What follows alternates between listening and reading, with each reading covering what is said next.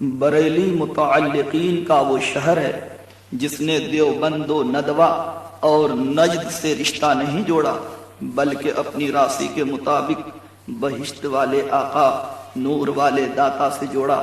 یعنی بریلی اور بہشت دونوں لفظوں کی شروعات حرف بے سے، اور دیوبند اور دوزخ دونوں حرف دال سے، اور ندوہ و نجد اور نار حرف نون سے ہے۔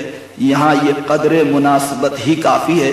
بریلی وہ مختار شہر ہے جہاں پر رسول اللہ کو مجبور اور بے بس نہیں کہا گیا۔ بریلی معظمین کا وہ شہر ہے جہاں پر افضل البشر کو عقائد کے بیان میں بشر تو کہا لیکن اپنے جیسا بشر کہنے سے روکا گیا۔ بریلی متبعین شریعت کا وہ شہر ہے جہاں پر رسول اللہ صلی اللہ علیہ وسلم کو اپنا باپ اور دادا اور بڑا بھائی کہنے پر پابندی لگائی گئی۔ بریلی حاملین شریعت کا وہ شہر ہے جہاں پر رسول اللہ صلی اللہ علیہ وسلم ہی کو وسیلہ عظمی بتایا گیا۔ بریلی مزکا و مصفا لوگوں کا وہ شہر ہے جہاں پر وہابیوں دیوبندیوں کے ناپاک عزائم و ارادوں سے سنی عوام کو متنبہ کیا گیا۔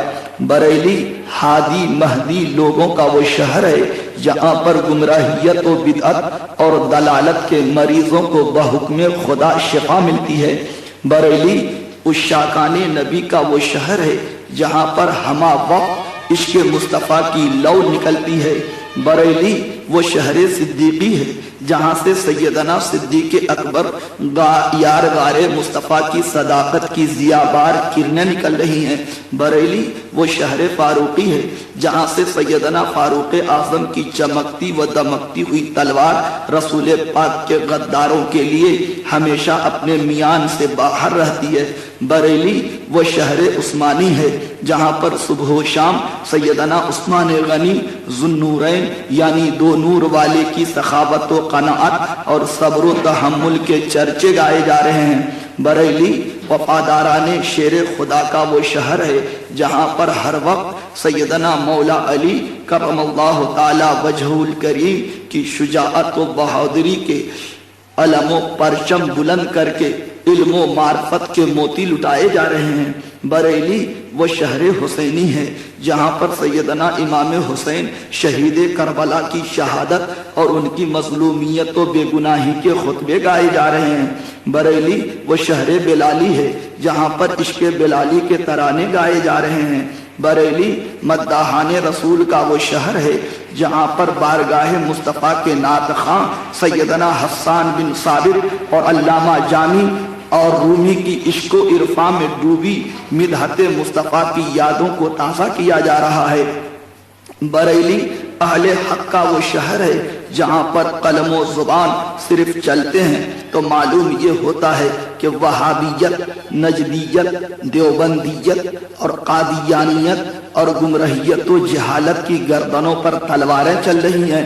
بریلی حق پرستوں کا وہ شہر ہے جہاں پر غلام مرزا قادیانی اور اس کے پیروکاروں کی بد مذہبیت اور گمرہیت کی دھجیاں اڑائی جاتی ہیں۔ بریلی معلمین شریعت کا وہ شہر ہے جہاں پر بے دینوں کو دین، بے مرادوں کو مراد، جاہلوں کو علم و ادب کے لافانی زیوروں سے سنوارا جاتا ہے۔ بریلی فیضان رسول کا وہ شہر ہے جس کی مسجدوں اور میناروں سے اذان و نماز کے بعد درود و سلام تحفہ الہیہ کی آوازیں آ رہی ہیں۔ بریلی عشاقان رسول کا وہ شہر ہے جس نے علم غیب مصطفیٰ کے خلاف اجتماع کرنے والوں کے مقابل مجدد دین و ملت حضرت امام احمد رضا خان صاحب قبلہ فاضل بریلوی اور رئیس المفسرین حضرت علامہ مولانا محمد نعیم الدین صاحب قبلہ اشرفی فاضل مراد آبادی، شیر بے شعر سنیت حضرت علامہ مولانا حشمت علی خان صاحب قبلہ پیلی بھیتی اور محدث اعظم ہند کشوشوی وغیرہ کو لا کر کھڑا کر دیا۔ عزیزان گرامی، علماء بریلی اور علماء دیوبند کے اختلاف کے بارے میں کچھ لوگوں کا خیال ہے کہ یہ مولویوں کے آپسی اور ذاتی اختلافات ہیں، یہ ایک دوسرے کو برا بھلا اپنی روزی روٹی اور ناموری کے حصول کے لیے کرتے ہیں، ورنہ در حقیقت ان میں کوئی اختلاف نہیں۔ دوستو، اگر علماء بریلی اور علماء دیوبند کے اختلاف کے بارے میں آپ کا یہ خیال ہے تو بالکل غلط ہے، چونکہ ان دو قسم کے علماء کے درمیان اختلاف اولاً عقائد کے ہیں، ثانیاً اعمال کے، یعنی پہلا اختلاف عقیدے کا ہے، دوسرا اختلاف عملوں کا ہے۔ اس قسم کی بات بھی زیادہ تر علماء دیوبند اور ان کے حمایتی ہی کرتے ہوئے نظر آتے ہیں، تاکہ علماء دیوبند کے باطل عقائد اور گمراہ کن اعمال سے بھولے بھالے عوام واقف نہ ہو سکیں۔ پیارے بھائیوں، یہ بات ہمیشہ یاد رہے کہ علماء دیوبند کے ساتھ علماء بریلی وغیرہ کا اتفاق نہیں ہو سکتا، اس لیے کہ علماء دیوبند اور تبلیغی جماعت اور اس کے بانی مولوی الیاس کاندھلوی گستاخان انبیاء و اولیاء مثلا اشرف علی تھانوی، قاسم نانوتوی، خلیل احمد امبیٹھوی، رشید احمد گنگوہی وغیرہ کو اپنا مقتدا و پیشوا اور بزرگ مانتے ہیں، جبکہ یہ لوگ گستاخی انبیاء کی وجہ سے اسلام سے خارج ہیں۔ یہی وجہ ہے کہ علماء اہل سنت اور علماء دیوبند کے اختلاف کو تقریباً 250 سال ہو گیا، گھٹا نہیں بلکہ بڑھا ہے۔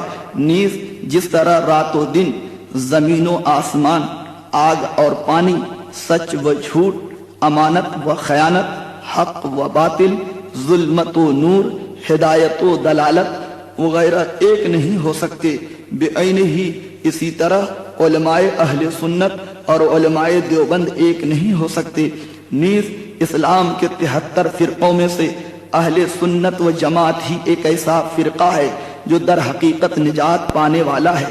اس کے علاوہ تمام فرقے مثلا خارجی، رافضی، دیوبندی، تبلیغی، باطل اور جہنم میں جانے والے ہیں، اور اگر اس کا یقین کسی کو نہ ہو تو تمام فرقے والے اپنی اپنی تمام کتابوں کو کسی بھی بڑے میدان میں جمع کر کے ملا لیں کہ کس کا مذہب قرآن و حدیث کے عین مطابق ہیں۔ اس دن اہل سنت و جماعت کی صداقت اور حقانیت اور بھی مہر نیمروز یعنی روشن دن کی طرح انشاءاللہ روشن ہو جائے گی۔ اور اگر بالفرض علماء دیوبند اور تبلیغی جماعت والے واقعی اتفاق و اتحاد چاہتے ہیں تو یہ لوگ اپنے ایمان و عمل اور قول و فعل کے درمیان سے مذکورہ بالا گستاخان انبیاء و اولیاء کو نکال کر علماء اہل سنت کی طرح ان سے نفرت و بیزاری ظاہر کریں، محض اس لیے کہ اکابرین علماء دیوبند بارگاہ رسول اکرم صلی اللہ علیہ وسلم کے گستاخ تھے۔ الحمدللہ آج مسلمانوں کے درمیان اتفاق و اتحاد ایسا پیدا ہو جائے گا کہ پھر یہی قوم بنیان مرصوص اور سیسا پگھلائی ہوئی دیوار کی طرح مضبوط و توانا نظر آئے گی۔ مگر میں اچھی طرح جانتا ہوں کہ چند مفاد و مطلب پرست علماء دیوبند کبھی ایک نہیں ہونے دیں گے، کیونکہ ان کی ناک کا سوال ہے۔ سامعین کرام، وہابی دیوبندی فرقہ اسلام میں ایک نیا فرقہ اور گمراہ جماعت ہے۔ اس مذہب کا بانی یعنی فاؤنڈر محمد ابن عبد الوہاب نجدی ہے۔ یہ 13ویں ہجری کے اوائل یعنی شروع میں ملک نجد میں پیدا ہوا۔ ملک نجد کی کرسی پر بیٹھتے ہی اس نے مکہ مکرمہ اور مدینہ منورہ پر حملہ و چڑھائی کر کے فتنہ و فساد، قتل و غارت گری اور لوٹ گھسوٹ خوب کیا۔ ائمہ اربعہ کے پیروکار سنی صحیح العقیدہ بے گناہ علماء و فضلاء اور حفاظ و صلحاء کا قتل عام کیا، یہاں تک کہ صحابہ اعظام، ائمہ کرام، علماء امت، شہدائے ملت کی تقریباً 60,000 مزاروں اور قبروں کو کھدوا کر زمین سے پھینکوا دیا۔ اسی عبد الوہاب کے بیٹے نے अपनी किताब तौहीद में बुत शिकन रसूल पाक की कब्र अनवर का नाम सनम अकबर यानी दुनिया का सबसे बड़ा बुत रखा। माज़अल्लाह सुन्ना माज़अल्लाह, मुसलमानों के दिलों में किसी ने गुमराहियत व दलालत और फिस्क व फजूर को तौहीद परस्ती के हसीन नाम पर उंडेल दिया, जिसका खमियाजा व नुकसान आज तक मुसलमानों को उठाना पड़ रहा है। गर्ज के उसने मुसलमानों पर तरह तरह के मजालिम ढाए। ये वही मोहम्मद इब्ने अब्दुल वहाब नजदी है जिसके बारे में 1200 साल पहले ही गैब की खबर देने वाले महबूबे खुदा ने खबर दे दी थी कि नजद से शैतानी जमाअत निकलेगी, फितने उठेंगे, जलजले आएंगे।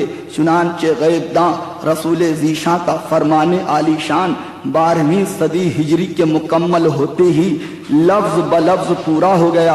ये गिरोह मुल्के नजद जिसका नया नाम आज रियाज है से निकल कर मक्का मुकर्रमा व मदीने मुनव्वरा आ पहुंचा। रसूल दो जहां के मुकद्दस शहर में आज तक इसी मोहम्मद इब्ने अब्दुल वहाब नजदी के बेटे पोते सऊद व आले सऊद की हुकूमत कायम है, जो आज भी मुसलमानों के लिए लम्हे फिक्रिया है कि वो मुल्के हिजाज जिसमें शाइरुल्लाह मसलन मक्का मुअस्समा और मदीने पाक हैं, इसको बदलकर सऊदिया अपने बुजुर्ग के नाम पर रख दिया और मुल्के बरतानिया से मिलकर इस्लाम के मरकज़े जमहूरियत मुल्के हिजाज को ज़ाती शख्सी और खुद मुख्तार हुकूमत में तब्दील कर दिया। सऊदिया का मौजूदा सुल्तान यानी शाह फहद भी आले सऊद ही की नस्ल से है। अल्लामा शामी मुल्के शाम में जो फितने वहाबियत के वक्त मौजूद थे, वो इनके बारे में अपनी इस किताब के अंदर लिखते हैं, जिसे देवबंदी आज भी मानते हैं कि मुल्के अरब के अक्सर हिस्सों में नजदी वहाबियों ने इस कदर जुल्म ढाया कि उनसे फर्श ता अर्श कांप उठा। इस्लाम में ये गिरोह 13वीं सदी हिजरी का सबसे बड़ा फितना बनकर उभरा। ये लोग अल्लाह और रसूल और आले रसूल की सख्त तौहीन और तजलील करते। ये लोग दर हकीकत दीन से फिरे हुए और इस्लाम से निकले हुए थे।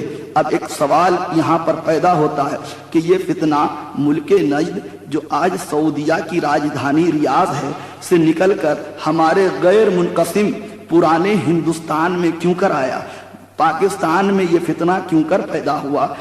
भारत में ये फितना क्यों कर आया? और बांग्लादेश में ये फितना क्यों कर पैदा हुआ? तो सुनिए, बात ये हुई कि अब्दुल वहाब नजदी के बेटे ने एक किताब लिखी जिसका नाम किताबुत तौहीद रखा। उसके कुछ नुस्खे हमारे कदीम मुल्के हिंदुस्तान में भी आ गए।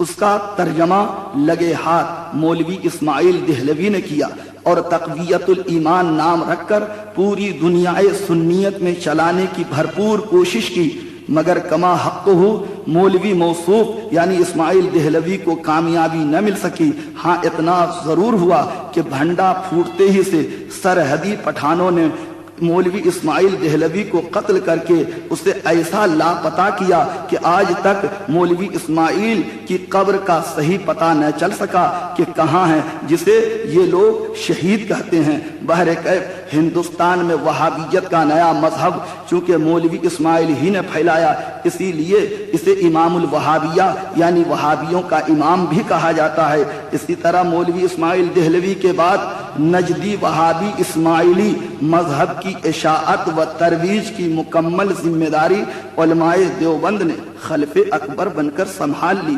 यही वजह है कि आज वहाबी फिरका को देवबंदी फिरका भी कहा जाता है। बहरहाल वहाबी फिरका हो या देवबंदी तबलीगी फिरका, सब अकीदे में एक है। चुनांचे वहाबी देवबंदी तबलीगी का एक अकीदा ये है कि जो इनकी बात माने वो मुसलमान और जो न माने वो काफिर व मुर्तद। यही वजह है कि ये लोग घर घर जाकर अपनी सुनाते, जो सुन लेता वो अच्छा वहाबी मुसलमान और जो न सुनता वो बुरा भटका हुआ सुन्नी मुसलमान। इसी तरह इनकी जुबानें बात बात पर बेजा शिर्क व बिदअत के अंगारे उगलती रहती हैं। चुनांचे जब ये लोग अपने मरकज से निकलते हैं तो इनके साथ दो थैली, एक शिर्क की दूसरी बिदअत की लगा दी जाती हैं। جن سے بے گناہ مسلمانوں پر شرک و بدعت کے فتوے لگا کر کافر و مشرک بنائے پھرتے۔ پیارے مسلمانوں، بظاہر یہ لوگ دودھی بلب کے موافق ہیں، نیز دکھاتے گیہوں بیچتے جو، چکھاتے اصلی گھی تو کھلاتے نقلی گھی یعنی ڈالڈا ہیں۔ ان کے ظاہری اعمال کی مثال ایسی ہی ہے جیسے کہ پیشاب اور پاخانہ پر سونے چاندی کا ورق، یعنی ظاہر اچھے مگر باطن خراب۔ دوسرے الفاظ میں اسے یوں سمجھیے کہ ان کے اعمال بظاہر اچھے مگر ایمان و عقائد اچھے نہیں، جبکہ ایمان پر نجات ہے نہ کہ اعمال۔ نیز ان بہروپیوں کا پہچاننا ہر کس و ناکس کا کام نہیں، انہیں صحیح معنوں میں وہی پہچان سکتا ہے جو ان کے کتابوں کی کفریہ شرکیہ عبارتوں کا صحیح جانکار اور ان کی کتابوں کا ڈاکٹر ہو، ورنہ انہیں پہچاننا بہت ہی مشکل کام ہے، کیونکہ یہ لوگ اپنے آپ کو سب سے پہلے امام اعظم ہی کا پیروکار یعنی حنفی بتاتے۔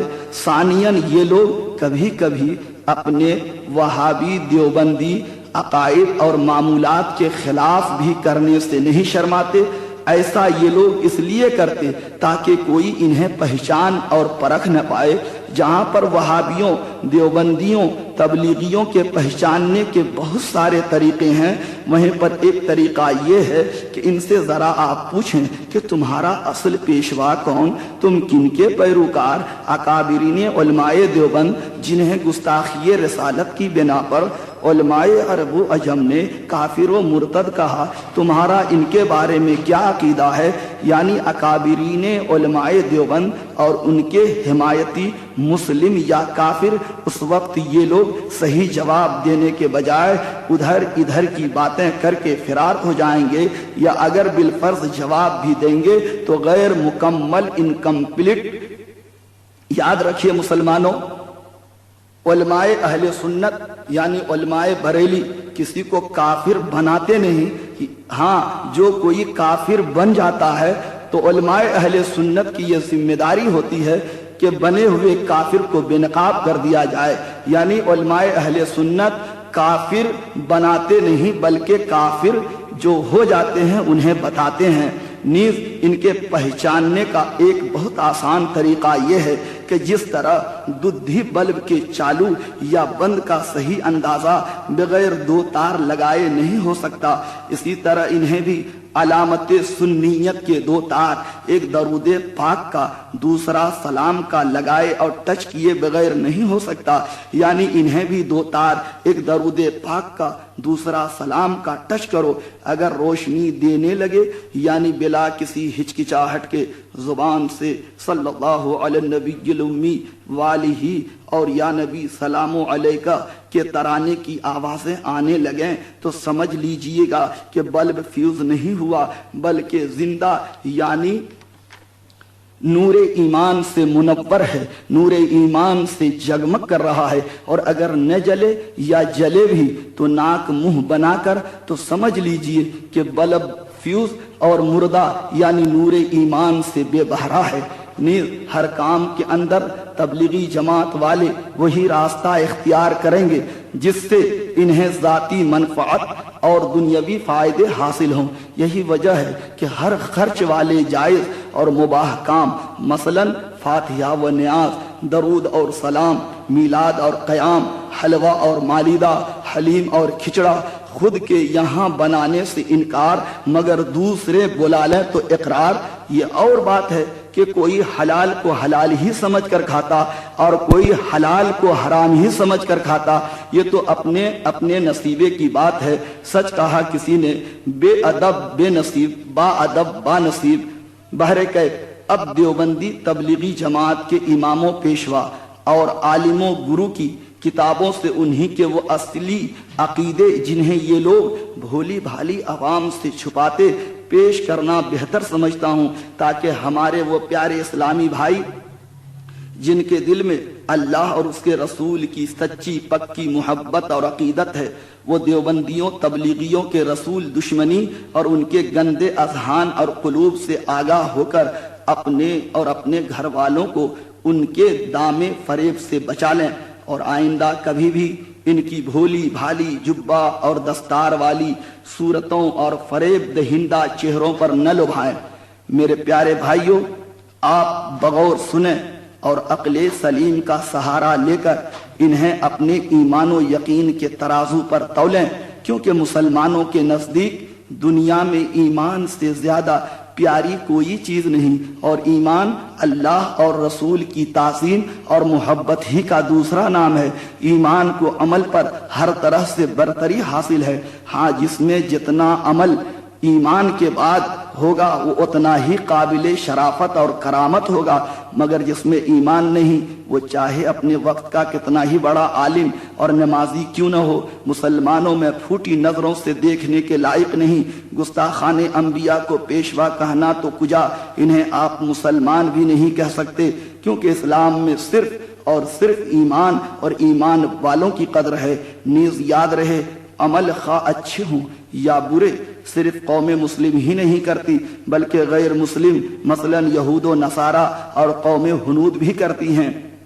گوشہ نشین کی طرح رہبانی، پادری، سنیاسی ان میں بھی ہوتے ہیں۔ مومن صدقہ دیتا تو غیر مومن دان کن، مسلم صدقہ جاریہ تو غیر مسلم شرمدان وغیرہ، مگر خدا کے حضور مومن کے علاوہ تمام قوموں کی نیکیاں کیوں قابل قبول نہیں؟ اس لیے کہ غیر مسلم کے پاس ایمان نہیں، لہذا ان کے سارے اعمال بیکار ہیں۔ سامعین کرام، انکشاف حقیقت کے بعد علماء دیوبند کے ایمان سوز اور اسلام خور باطل عقیدے اور معمولات اور اہل سنت کے ایمان افروز اور عظمت اسلام بڑھانے والے اسلامی صحیح عقیدے اور معمولات صحیح کتابوں کے حوالے سے پیش کرنے کی سعادت حاصل کر رہا ہوں۔ تمام حوالہ جات کو غلط ثابت کرنے پر انعام بہرکے آپ بغور سنیں اور اپنے زندہ اور بالیدہ ضمیر سے صحیح فیصلہ لیں کہ آخر ان دو عقائد و معمولات میں سے کن عقائد و معمولات کے اپنانے میں اللہ اور اس کے رسول کی خوشنودی اور دارین کی فلاح و نجات ہے، اور کن عقائد و معمولات کی پیروی کرنے میں خدا اور اس کے رسول کی ناراضگی اور لعنت و پھٹکار ہے۔ عقائد و معمولات دیوبندیہ کے ساتھ ساتھ عقائد و معمولات اہل سنت بھی سماعت فرمائے۔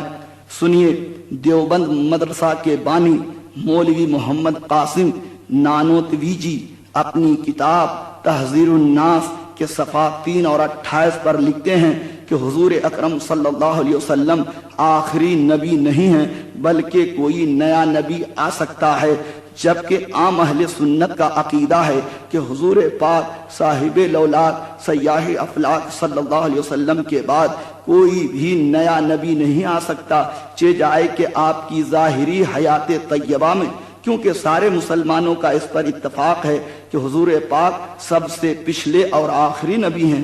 یہی معنی قرآن اور حدیث نے بیان فرمایا ہے، ورنہ کلام الہی کا جھوٹا ہونا لازم آئے گا، جبکہ کلام الہی تمام کلام سے زیادہ سچا ہے۔ حوالہ آپ قرآن مجید، احادیث پاک، آثار فقہائے محدثین اور کتاب شفا وغیرہ دیکھیے۔ عزیزان گرامی، دیکھیے کتاب حفظ الایمان کے صفحہ 8 پر مولوی اشرف علی تھانوی دیوبند جماعت کے مائے ناز ہر دل عزیز حکیم جی لکھتے ہیں کہ حضور علیہ السلام کے جیسا علم غیب تو عام انسان، بلکہ ہر بچہ و پاگل، بلکہ تمام جانوروں اور چوپایوں کو حاصل ہے، جبکہ عام مسلمانوں کا عقیدہ ہے کہ حضور علیہ السلام کو اللہ پاک نے بعض غیبوں کا علم دیا ہے، اور وہ اس قدر زیادہ ہیں کہ دنیا کی ساری مخلوقات میں سے کسی بھی مخلوق کا علم حضور پاک کے علم کے ساتھ مقدار یا کیفیت میں کسی طرح مماثل و مشابہ اور شریک و سہیم نہیں۔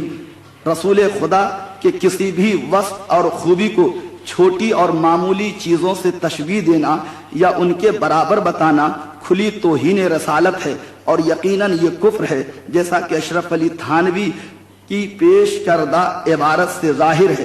دوستو، منکرین علم غیب مصطفیٰ کی عبارت سے روشن دن کی طرح واضح ہو گیا کہ علماء دیوبند کے نزدیک رسول اللہ کے علاوہ علم غیب عام انسان، حتیٰ کہ ہر بچہ اور پاگل اور تمام جانوروں کو بھی ہے۔ کہاں تو رسول پاک صلی اللہ علیہ وسلم کے علم غیب کا انکار کرنے اشرف علی تھانوی جا رہے تھے، اور کہاں عام انسان، یہاں تک کہ جانوروں کے حق میں بھی علم غیب کا اثبات ہو گیا۔ اسی کا نام ہے اختیار مصطفیٰ۔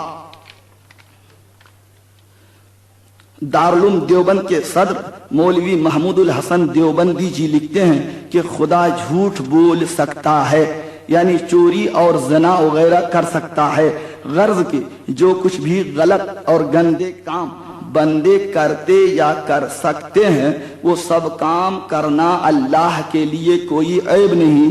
ان کی کتاب دیکھیے، امکان کذب، کتاب براہین قاطعہ اور یک روزی وغیرہ۔ جبکہ عام اہل سنت اور تمام مسلمانوں کا عقیدہ ہے کہ جھوٹ وغیرہ بولنا عیب ہے، اور اللہ تعالی ہر عیب و برائی مثلا جھوٹ، ظلم، چوری، زنا وغیرہ سے پاک اور صاف ہے۔ اسی طرح خدا کی ذات پاک اور صفات محمودہ واجب ہے نہ کہ ممکن، لہذا خدا کے لیے ممکن یعنی سکنا لفظ کہنا ہی بے دینی اور ذات الہی پر کھلا بہتان ہے۔ حوالے کے طور پر دیکھیے قرآن مجید، احادیث پاک اور اسلامی عام کتابیں۔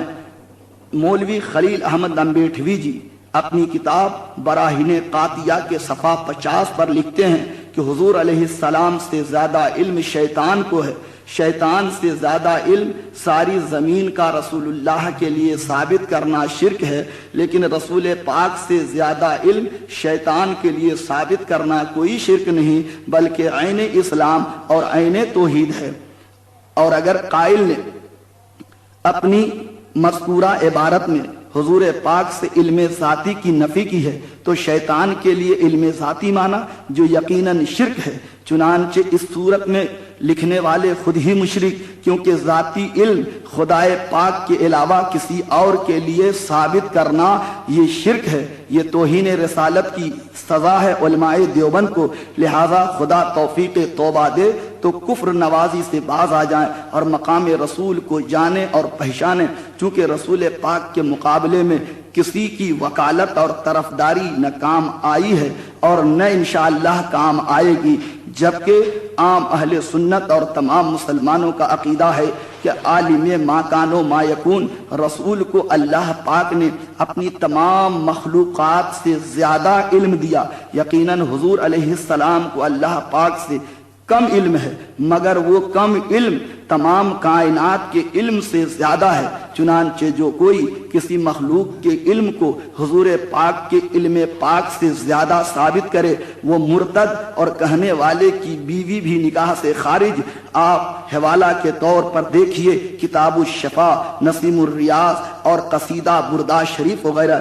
کیونکہ شیطان اور ملک الموت کے لیے زیادہ علم ثابت کرنا اس میں در حقیقت حضور پاک کے علم کی توہین ہے جو کفر ہے، اور اگر کوئی گستاخ نواز اور حمایتی اسے بالفرض منظور اور تسلیم نہ کرے تو اسی بدباطن سے کہو کہ تم اور تمہارا خلیل احمد امبیٹھوی اور رشید احمد گنگوہی علم میں شیطانی لعین کے برابر ہے، پھر دیکھنا کہ وہ کس قدر ناک منہ بناتا اور آپے سے باہر ہو کر تمہیں کس قدر بے جا و بے تکے الفاظ اور ناشائستہ کلمات کہتا، جبکہ شیطان کے مقابلے میں دیوبندی عالم کے علم کو گھٹایا نہیں بلکہ صرف برابر بتایا۔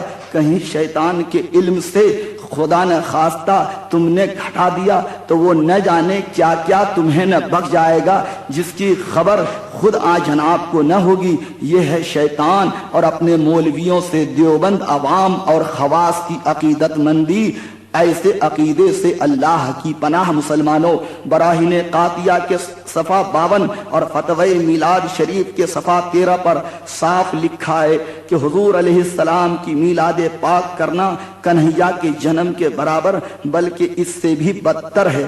اسی طریقے سے فتوی رشیدیہ میں بھی لکھا ہے کہ میلاد شریف ہر حال میں ناجائز یعنی مولود شریف ہر حال میں ناجائز، اور ایک بچہ کی سالگرہ یعنی یوم ولادت منانا اور اس میں کھانا تقسیم کرنا جائز اور باعث ثواب۔ سامعین کرام بغور سنیں اور ان کی رسول دشمنی پر آپ ماتم کریں، جبکہ عام مسلمانوں کا عقیدہ ہے، عام اہل سنت کا عقیدہ ہے کہ حضور پاک علیہ الصلاۃ والسلام کے میلاد پاک کی محفل لگانا، دست بستہ کھڑے ہو کر درود و سلام پڑھنا جائز و ثواب اور خیر و برکت حاصل کرنے کا اہم ذریعہ ہے۔ آپ حوالہ کے طور پر دیکھیے قرآن عظیم اور تواریخ حبیب الہ وغیرہ۔ عزیزان گرامی اب دیکھیے فتوی رشیدیہ کے صفحہ 104 پر مولوی رشید احمد گنگوہی جی لکھتے ہیں کہ رحمت للعالمین صرف رسول اللہ صلی اللہ علیہ وسلم ہی نہیں ہے، بلکہ دیوبندی عالم کو کہنا بھی جائز اور درست ہے، جبکہ عام اہل سنت کا عقیدہ ہے کہ رحمت للعالمین یعنی ساری دنیا کے لیے رحمت صرف حضور پاک رؤوف و رحیم علیہ الصلاۃ والتسلیم ہے، کیونکہ سراپا رحمت عالم ہونا اور ہے اور موجب و سبب رحمت ہونا اور ہے، چہ نسبت آ سریارا بئی سرا۔ آپ حوالہ کے طور پر دیکھیے قرآن شریف اور عام کتب اسلامیہ وغیرہ، خود خدا نے قرآن پاک میں ارشاد فرمایا وما ارسلناک الا رحمتا للعالمین، اے محبوب ہم نے آپ کو صرف پوری کائنات کے لیے رحمت بنا کر بھیجا۔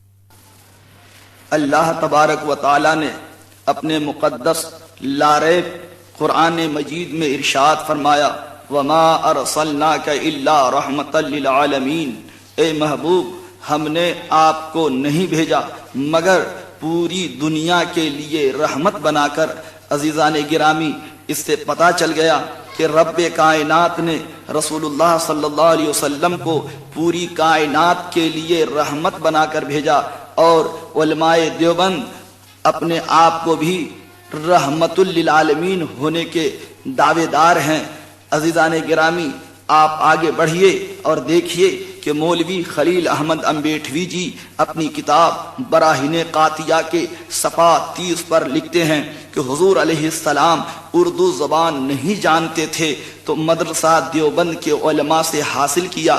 مطلب یہ ہوا کہ رسول اللہ صلی اللہ علیہ وسلم دیوبندی عالموں ملاؤں کے شاگرد ہیں، جبکہ عام اہل سنت اور تمام مسلمانوں کا عقیدہ ہے کہ تمام انبیاء و رسول علیہم السلام یعنی حضرت آدم، حضرت نوح، حضرت عیسیٰ، حضرت موسیٰ، حضرت رسول اعظم صلی اللہ تعالی علیہ وسلم علیہم السلام جس قوم اور قبیلے اور خاندان کی طرف بھیجے گئے وہ اپنی قوم اور خاندان کی زبان کے جانکار اور ماہر تھے، خاص کر معلم کائنات جوامع الکلم حضور علیہ الصلاۃ والتسلیم ساری کائنات اور مخلوق کی زبان سے واقف ہیں، کیونکہ آپ تمام انسانوں کے لیے نبی اور رسول بنا کر بھیجے گئے ہیں۔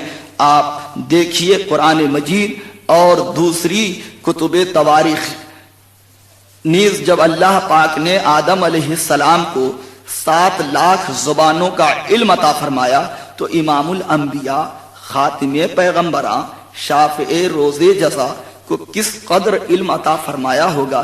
کیا کوئی اس کا اندازہ لگا سکتا ہے؟ ہرگز نہیں، کیونکہ سوائے خالق بزرگوں برتر کے مخلوق میں سے رسول اللہ صلی اللہ علیہ وسلم کا کوئی معلم نہیں۔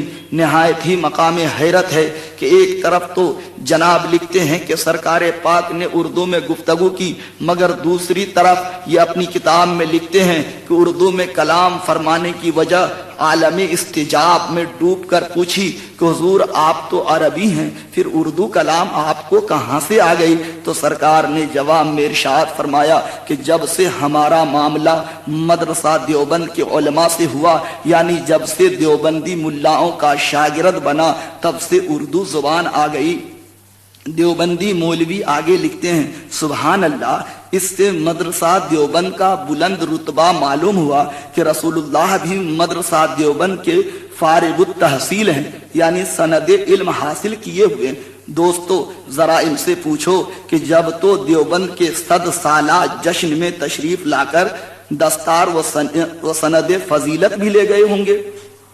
नीज पूछो कि देवबंद के किस मौलवी ने हिम्मत करके सरकार पाक के सरे अक़दस पर दस्तार बांधी और किस मौलवी ने आलिम और फाजिल की डिग्री रसूलुल्लाह सल्लल्लाहु अलैहि वसल्लम के दस्ते हक परस्त में देने की सआदत हासिल की।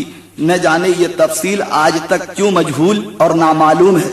मुसलमानों, हुजूर पाक ने उर्दू में कलाम फरमाकर दरअसल हयातुन नबी का अकीदा समझाकर ये वाज़े फरमा दिया कि उर्दू और उसके मूजिद के वजूद से पहले ही मैं उर्दू का आलिम और मुअल्लिम हूँ। नीज उर्दू में कलाम फरमाकर उनकी उर्दू व सलाहियत का भी भंडा फोड़ दिया कि ए मेरे इल्म के मुनकिरो, उर्दू जुबान तो तुम्हें आती ही नहीं, चीज आए कि अरबी आए, भले तुम अरबी मदरसा पे मदरसा कायम करते चले जाओ, लिहाजा मेरी बराबरी व हमसरी का दावा करना फिर क्यों कर सही।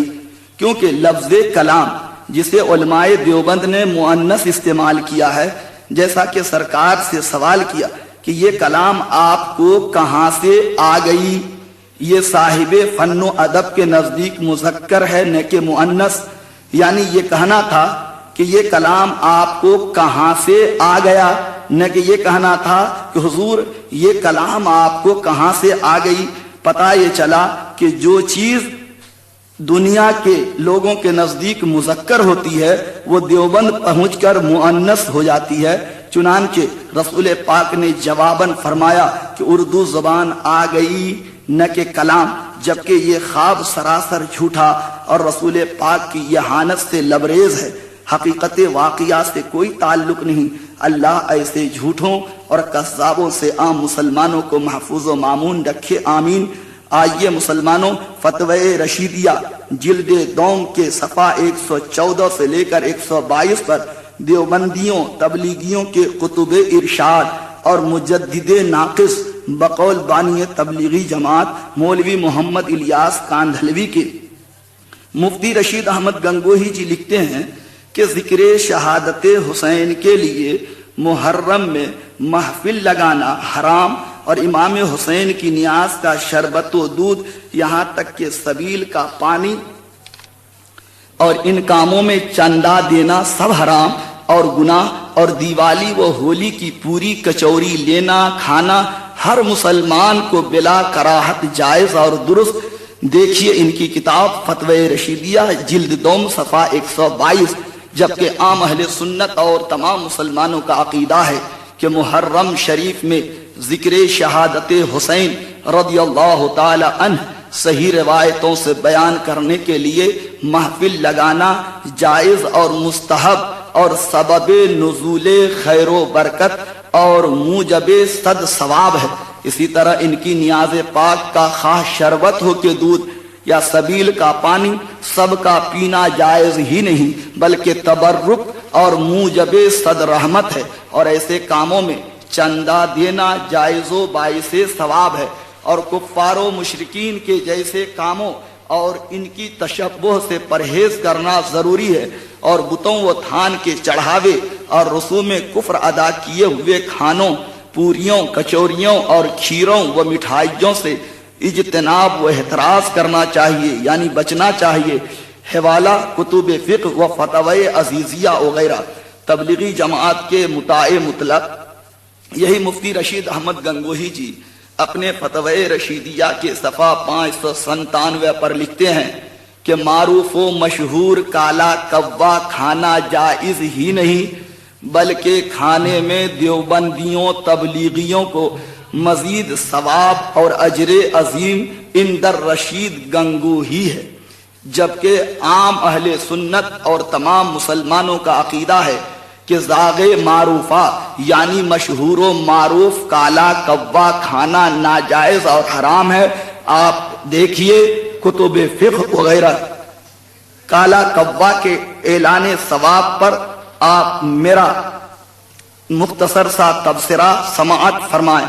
दोस्तों, उलमाए देवबंद के नज़दीक मारूफ व मशहूर काला कव्वा के हलाल और सवाब करने की हिकमत गालिबन ये होगी कि जब आ जहानी के चेले बशक्ले तबलीगी जमात شہر اور بستی کے علاوہ بیابان و جنگل اور ایشیا و یورپ اور افریقہ کے کچھ ایسے ریگستانی علاقوں سے بھی سیر اور تفریح کرتے ہوئے گزریں گے جہاں پر حلال گوشت انہیں نصیب نہیں ہوں گے، بالخصوص ایسے دور میں جبکہ مرغا اور خسی اور اس قسم کے حلال جانوروں کے گوشت مہنگائی کے عالم شباب پر ہوں گے۔ چنانچہ ایک سنت لوگوں کو بتانے کے لیے رہ جائے گی جو ان کے اصول دعوت و تبلیغ کے خود خلاف ہے، حالانکہ اس قسم کی سنت یعنی گوشت خوری در حقیقت ان کے بتقاضائے نفس بنام سنت ہوگی، لہذا انہیں ایسی چیز کے گوشت کھانے کا حکم دیا کہ صبح قیامت تک ایسی سستی کہ پکڑو کسی طرح ایک تو آئے مفت ہزار، جبکہ دنیا کی کوئی قوم اسے نہیں کھاتی۔ مطلب یہ ہوا کہ انہیں حلال و حرام یعنی مرغا کوا سے کچھ لینا دینا نہیں، بلکہ گوشت ہو چاہے جیسا ہو۔ چنانچہ حلال کہنے میں وہ ترغیب نہ ہوتی جو ثواب کہنے میں۔ یاد رہے اگر بحکم مفتی رشید احمد گنگوہی تبلیغیوں کو کوا مسلم کھانے میں ثواب عظیم ہے تو سنیوں کو بشکریہ نعمت خداوندی مرغ مسلم کھانے میں زیادہ ثواب ہے۔ کسی نے کیا سچ کہا ہے کہ بے ادب بے نصیب با ادب با نصیب۔ سامعین کرام، شریعت مطہرہ میں اسلامی قانون میں حلال جانور کا گوشت کھانا فرض اور واجب نہیں، پھر بلا عذر شرعی حرام گوشت کے کھانے پر ثواب کا اعلان کرنا چے معنی دارت۔ آخر کیا مقصد ہے؟ مقصد یہی نا کہ شریعت میں مداخلت یا مہنگائی یا پھر سنیوں کے مرغ مسلم کے مقابلے میں سستا سندر ٹکاؤ کوا مسلم کو رائج کرنا، یعنی جائز و حلال کے بالمقابل ناجائز و حرام کھلا کر اپنی چلانا۔ یا پھر ایک وجہ یہ بھی ہو سکتی ہے کہ مرغا کو رحمت عالم یعنی حضور پاک نے حلال فرمایا تو کوا کو دیوبند گستاخان انبیاء فیکٹری کے مصنوعی تیار کردہ زحمت عالم یعنی مفتی رشید احمد گنگوہی نے حلال فرما کر اس کے کھانے پر اپنی قوم کو مزید ثواب کا اعلان فرمایا تاکہ مرغ مسلم کے مقابلے میں کوا مسلم دنیا میں زیادہ رائج اور عام ہو جائے اور علماء دیوبند پر زحمت للعالمین کا اطلاق صحیح ہو جائے، جبکہ اپنے مطاع مطلق اور منجی اور محسن کے حکم پر ان کی پیروکار قوم خود ہی نہ چل پائی ہے، چہ جائے کہ کوئی اور چلے۔ اسی طرح ایک وجہ یہ بھی ہو سکتی ہے کہ مفتی دیوبند کی بیوی کے ہاتھ سے ایک دن کوا روٹی لے کر اڑ گیا۔ مفتی صاحب کے آتے ہی سے محترمہ نے شکایت کی کہ آپ جیسے مربی خلائق کے ہوتے ہوئے میرا حال یہ ہے کہ میری محنت اور مشقت کا خیال آپ کا ادنا مخلوق کوا بھی نہیں کرتا۔ میں آپ کی ملکہ روٹی نہیں بنا پاتی کہ کوا لے کر چمپت ہو جاتا۔ اگر آپ کو شریمان میرے ہاتھ کی روٹی کھانا ہے تو سب سے پہلے آپ جس کے مربی ہیں یعنی کوا اس کو سمجھائیے۔ مفتی صاحب کو اپنی بیوی کی بات پر غصہ آ گیا اور جھٹ کوا کے حلال ہی نہیں بلکہ اس کے کھانے پر ثواب کا اعلان کر دیا تاکہ مفتی دیوبند کی محبوبہ زندگی خوش ہو جائے۔ چنانچہ زاغ معروفہ کو حلال کرنے والے محفل ذکر شہادت حسین اور ان کی نیاز کے مطعومات و مشروبات کو حرام قرار دے کر شاعر کفر ادا کیے ہوئے ہولی دیوالی کی پوری کچوری اور غیر مسلم کے لگائے پیاؤ کے پانی کو بلا کراہت جائز و حلال فرمانے والے انعقاد مولود شریف کو ہر حال میں ناجائز و مثل کنہیا بتانے والے، ہر بچہ کی سالگرہ اور اس کے کھانے کو جائز بتانے والے، علماء دیوبند کو رحمت للعالمین کہنے والے، وہابی غیر مقلد کو متبع سنت قرار دے کر تقویت الایمان جیسی توہین رسالت سے لبریز کتاب کو عقائد وہابیہ دیوبندیہ تبلیغیہ کی اشاعت کے لیے ہر گھر کے اندر رکھنا عین اسلام ہے کا فتویٰ دینے والے، آیت قل ان کنتم تحبون اللہ فاتبعونی یحببکم اللہ اور وما ينطق عن الهوى ان هو الا وحی یوحی کا مصداق بجائے رسول خدا کے اپنے آپ کو بین الفاظ سن لو کہ حق وہی ہے جو رشید احمد کی زبان سے نکلتا ہے، اور بقسم کہتا ہوں کہ میں کچھ نہیں ہوں مگر اس زمانے میں ہدایت و نجات موقوف ہے میری اتباع پر۔ سمجھنے والے عیدین میں گلے ملانے پر بری بدعت کا فتویٰ دینے والے، بذریعہ منی آرڈر روپے بھیجنے پر سود و بیاج کا فتویٰ دینے والے، مفتی اعظم دیوبند کے بارے میں تبلیغی جماعت کے بانی مولوی محمد الیاس عرف حضرت جی نے ایک مرتبہ اپنے ارشاد میں فرمایا کہ گنگوہی جی قطب ارشاد اور مجدد یعنی مجدد ناقص تھے، جبکہ حضور علیہ السلام کی شان میں توہین و بے ادبی کرنے کی وجہ سے علماء اہل سنت نے انہیں خارج از اسلام کہا ہے۔ سامعین کرام، اوپر والی عبارت سے ظاہر ہو گیا ہوگا کہ مفتی رشید احمد گنگوہی دیوبندیوں تبلیغیوں کے اہم پیشوا اور بزرگ ہیں۔ نیز ملفوظات الیاس نے مفتی رشید احمد کو اکابر دیوبند اور تبلیغ میں شامل فرما کر دور حاضر کے جملہ تبلیغی کے منہ پر ہاتھ رکھ دیا کہ اے میرے چیلو، تم لوگ گنگوہی جی کو اپنا پیشوا ماننے سے ہرگز انکار نہ کرنا۔ نیز مولوی رشید احمد گنگوہی کے تبلیغی پیشوا ہونے پر دوسرا ثبوت یہ ہے کہ آج بھی ہر اجتماع کے بک اسٹال پر کثرت سے انہی علماء دیوبند کی کتابیں ما تعریف و توصیف سیل کی جاتی ہیں۔ اس حقیقت سے بھلا کون انکار کر سکتا ہے؟ چنانچہ موجودہ تبلیغی جماعت اس لیے بھی بری اور غلط ہے کہ ان کے جتنے پیشوا اور رہبر و رہنما ہیں وہ سب کے سب انبیاء اور رسول کی توہین اور بے ادبی کرنے والے یا کم سے کم ان کے حمایتی اور طرفدار ہیں۔ دیوبندیوں تبلیغیوں کے نزدیک مفتی رشید احمد گنگوہی کا کیا مقام ہے، اور مزید سنیے۔ مفتی رشید احمد گنگوہی کے مرنے پر دیوبند مدرسہ کے صدر مولوی محمود الحسن جی دیوبندی نے مرثیہ گنگوہی کے نام سے مرثیہ کے اندر ایک کتاب لکھی، جس میں وضاحت کے ساتھ لکھا کہ ہمارے گنگوہی جی پوری مخلوق کے مربی یعنی پروردگار عالم تھے۔ گنگوہی جی حضرت عیسیٰ علی نبینا علیہ الصلاۃ والسلام سے بھی افضل ہیں، کیونکہ عیسیٰ علیہ السلام صرف مردوں کو زندہ کرتے تھے، مگر گنگوہی جی جس طرح مردوں کو زندہ کرتے تھے اسی طرح زندوں کو مرنے بھی نہیں دیتے تھے۔ سامعین کرام، ذرا ان سے پوچھئے کہ پھر تمہارے گنگوہی جی کیوں مر گئے، اور ان کے مرنے کے بعد آج تمہارا پروردگار کون ہے؟ اسی طرح ایک مقام پر مرثیہ خواں ہیں کہ گنگوہی جی کے عبید سعود یعنی کالے کالے بندے حضرت یوسف علیہ السلام جو حسن کے پیکر ہیں، تو حضرت یوسف علیہ السلام حسن کے پیکر کے ثانی ہیں۔ سامعین کرام، پھر تو گورے بندے خدا ہی کے ثانی ہوں گے، نعوذ باللہ۔ نیز ایک مقام پر فرمایا کہ گنگوہی جی بے مثل و بے مثال رسول پاک کے ثانی ہیں، جبکہ عام اہل سنت اور تمام مسلمانوں کا متفقہ عقیدہ ہے کہ خدا پاک نے اپنے محبوب کو بے مثل و بے مثال اور بے نظیر اور لاسانی اور ممتنع النظیر بنایا کہ مقرب سے مقرب فرشتہ اور کوئی نبی مرسل بھی حضور علیہ السلام کے ثانی نہیں ہو سکتے، چہ جائے کہ کوئی امتی ہو۔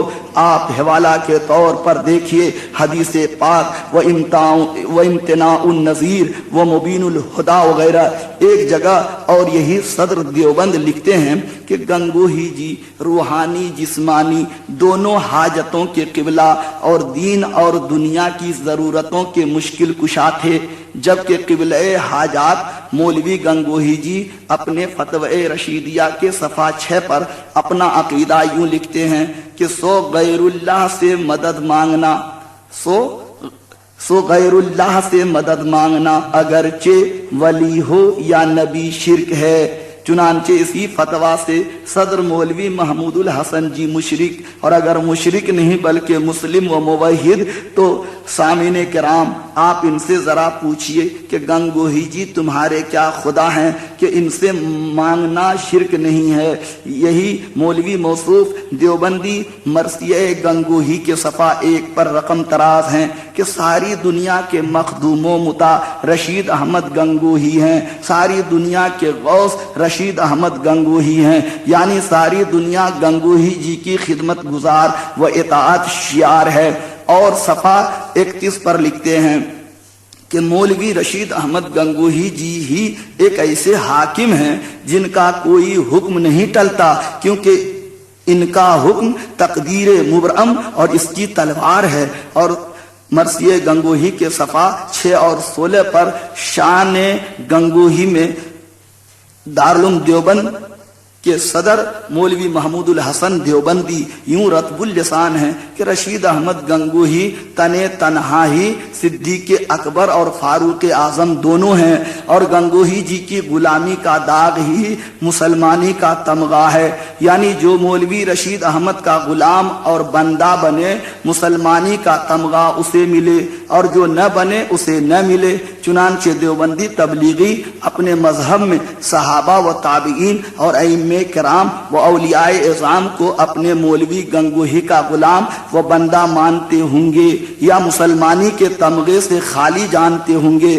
مذکورہ بالا عبارتوں سے واضح ہو گیا کہ دیوبندی تبلیغی سب سے بڑے مشرک و بدعتی اور پیر پرست ہیں، کیونکہ انہوں نے اپنے مولوی و پیر کو مربی خلائق، بانی اسلام کا ثانی، مسیحائی میں عیسیٰ علیہ السلام سے افضل اور مخدوم کائنات، مطاع سارا جہاں، حاکم مطلق مثل خدا، مولوی کی غلامی کو مسلمانی کا تمغہ، گنگوہی جی تنہا صدیق و فاروق، در کعبہ سے در گنگو افضل، اور منبع طریقت و معرفت وغیرہ نہ جانے کیا کیا نہ کہا، پھر الٹے چور کوتوال کو ڈانٹے کا مقولہ کیوں سچ کرتے کہ سنی ایسے ہیں سنی ویسے ہیں، سنی قبر پجا ہیں بدعتی ہیں۔ سامعین کرام، بات اب تو آپ کے بھی سمجھ میں آ گئی ہوگی کہ اسلام کی شاہراہ سے ہٹ کر ان کی راہ اور شریعت ہے۔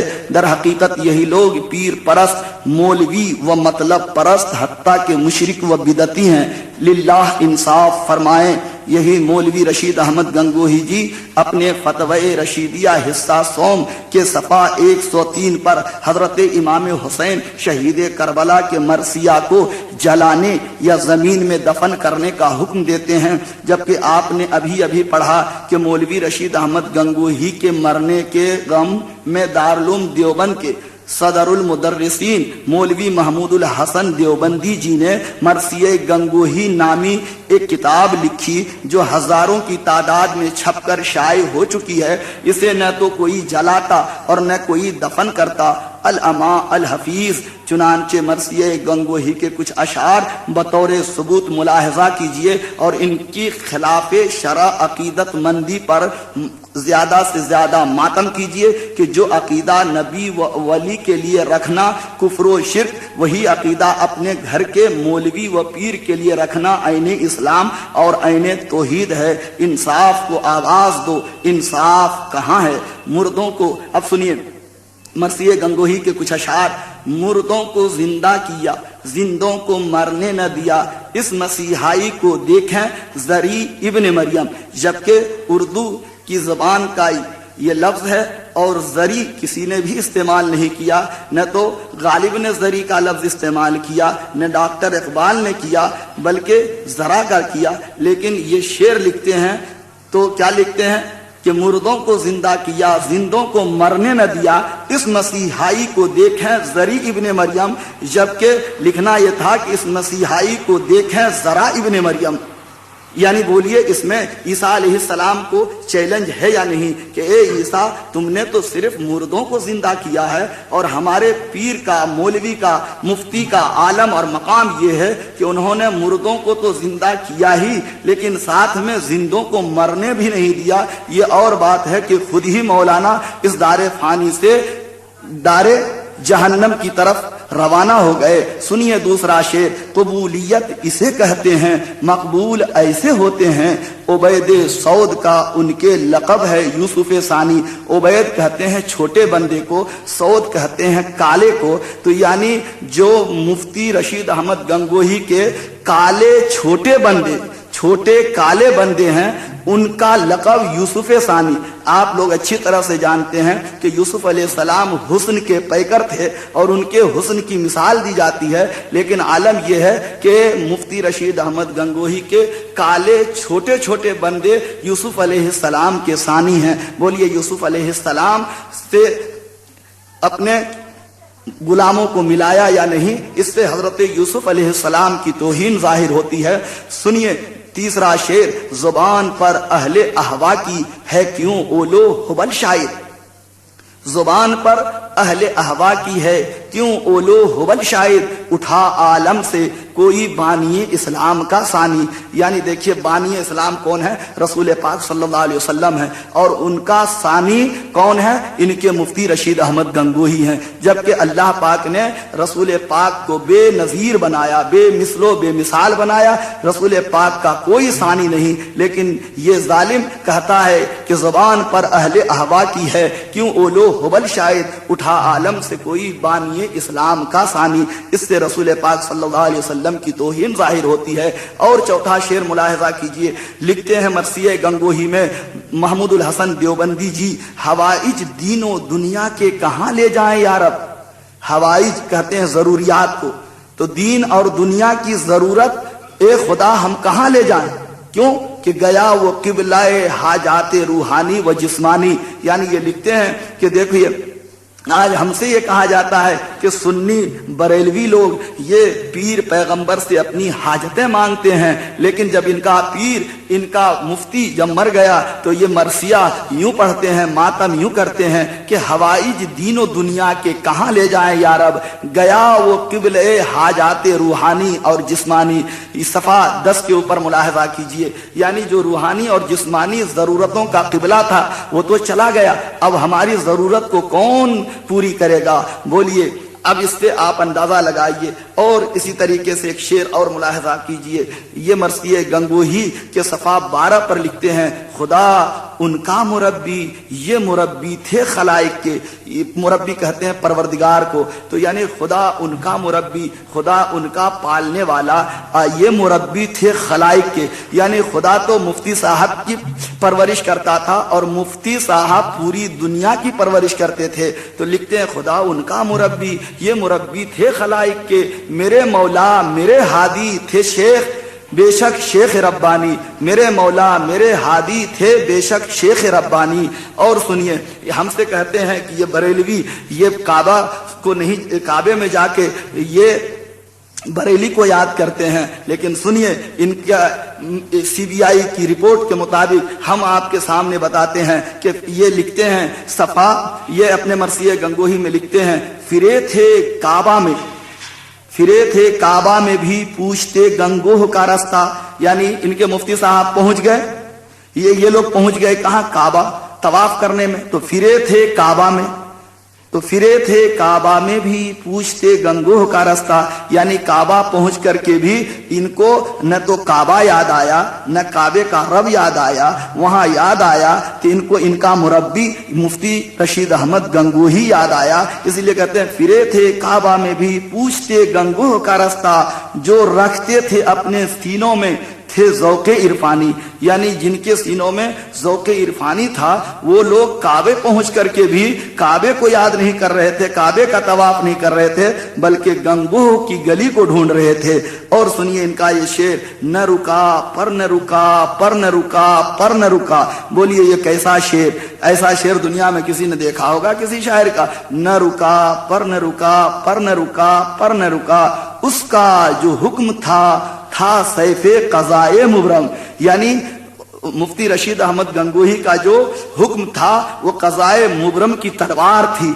अल्लाह तबारक व तआला ने वो तकदीर जिसे दुनिया की कोई ताकत काट नहीं सकती, टाल नहीं सकती, उसको भी मुफ्ती रशीद अहमद गंगोही अपने हुक्म से काट दिया करते थे।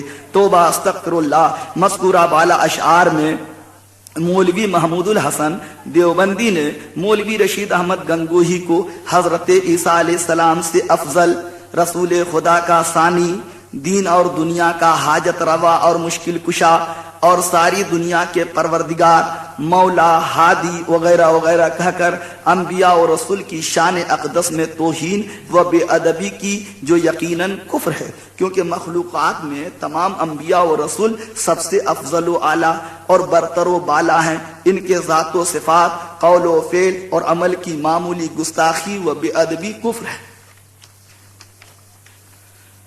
आइए आप थोड़ी देर के लिए तक़वियतुल ईमान देखिए। तक़वियतुल ईमान के सफ़ा 32 पर मौलवी इस्माइल देहलवी अपनी मारूफ और मशहूर किताब में यूं लिखते हैं कि जिसका नाम मोहम्मद या अली है वो किसी चीज का मुख्तार नहीं, जबकि हर चीज मसलन अपने बीवी, बच्चों और जमीन व जायदाद, बल्कि दुकानों मकान का मालिक व मुख्तार हर देवबंदी तबलीगी अपने आप को समझते हैं। और इसी किताब के सफ़ा 48 पर यही मौलवी मौसूफ लिखते हैं कि हुजूर अलैहिस्सलाम की ताज़ीम अपने बड़े भाई की तरह बल्कि इससे भी कम करनी चाहिए, और तमाम वली, नबी, पीर, शहीद अल्लाह के मुकर्रब बंदे और इंसान और बंदे आजिज और हमारे बड़े भाई, मगर अल्लाह ने इनको बड़ाई दी इसलिए वो हमारे बड़े भाई हुए। हमको इनकी फर्मा बरदारी का हुक्म दिया इसलिए हम इनके छोटे भाई हुए। और आगे इसी किताब तक़वियतुल ईमान के सफ़ा 50 पर लिखते हैं कि पैगंबर उम्मत के सरदार ऐसे ही हैं जैसे कि पटेल अपनी कौम का और जमींदार अपने गांव का। और इसी किताब के अंदर एक मकाम पर लिखते हैं कि रसूलुल्लाह सल्लल्लाहु अलैहि वसल्लम मरकर मिट्टी में मिल गए, नौज़ बिल्लाह। और इसी किताब के सफ़ा 11 पर लिखते हैं कि हर मखलूक बड़ा हो यानी रसूलुल्लाह, या छोटा यानी सूअर, कुत्ता वगैरह, वो अल्लाह की शान के आगे चमार से भी जलील है, यानी जितना चमार जलील नहीं उससे ज्यादा नौज़ बिल्लाह रसूल पाक जलील है। और इसी किताब तक़वियतुल ईमान के सफ़ा 20, 2 और 3 पर लिखते हैं कि अल्लाह के सिवा कोई गैब की बात जानता ही नहीं, गैब की बात अल्लाह ही जानता है, रसूल को क्या खबर, यानी रसूलुल्लाह मसलन वही बिला वही किसी भी तरह इल्म गैब नहीं जानते। और मुफ्ती रशीद अहमद गंगोही अपने फतवे रशीदिया के सफ़ा 7 और 15 पर लिखते हैं कि अल्लाह के अलावा रसूल पाक को इल्म गैब आताई साबित करना खुला हुआ शिर्क है, मगर जाती इल्म गैब साबित करना कुफ्र व शिर्क नहीं।